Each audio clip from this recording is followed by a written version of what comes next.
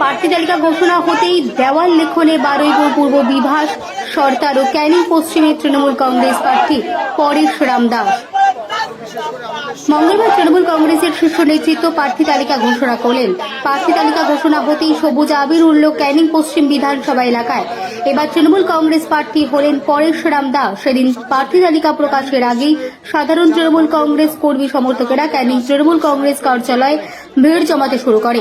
প্রার্থীর নাম ঘোষণা হতেই সাধারণ কর্মী সমর্থকেরা পরেশ রাম দাসকে নিয়ে উচ্ছ্বাস প্রকাশ করেন, আনন্দে মেতে ওঠেন। সবুজ আবির নিয়ে শুরু হয় খেলা। অন্যদিকে বারুইপুর পূর্বের বিধায়ক বিভাস সর্দার, তিনিও তৃণমূল কংগ্রেসের প্রার্থী হলেন।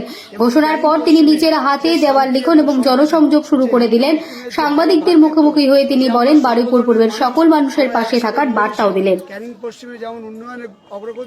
প্রার্থী তালিকা ঘোষণা হতেই দেওয়াল লিখনে বারুইপুর পূর্ব বিভাস, সরতার ও ক্যানিং পশ্চিমের তৃণমূল কংগ্রেস প্রার্থী পরেশ রাম দাস। মঙ্গলবার তৃণমূল কংগ্রেসের শীর্ষ নেতৃত্ব প্রার্থী তালিকা ঘোষণা করলেন। প্রার্থী তালিকা ঘোষণা হতেই সবুজ আবির উড়ল ক্যানিং পশ্চিম বিধানসভা এলাকায়। এবার তৃণমূল কংগ্রেস প্রার্থী হলেন পরেশ রাম দাস। সেদিন প্রার্থী তালিকা প্রকাশের আগেই সাধারণ তৃণমূল কংগ্রেস কর্মী সমর্থকেরা ক্যানিং তৃণমূল কংগ্রেস কার্যালয়ে ভিড় জমাতে শুরু করে। প্রার্থীর নাম ঘোষণা হতেই সাধারণ কর্মী সমর্থকেরা পরেশ রাম দাসকে নিয়ে উচ্ছ্বাস প্রকাশ করেন, আনন্দে মেতে ওঠেন। সবুজ আবির নিয়ে শুরু হয় খেলা।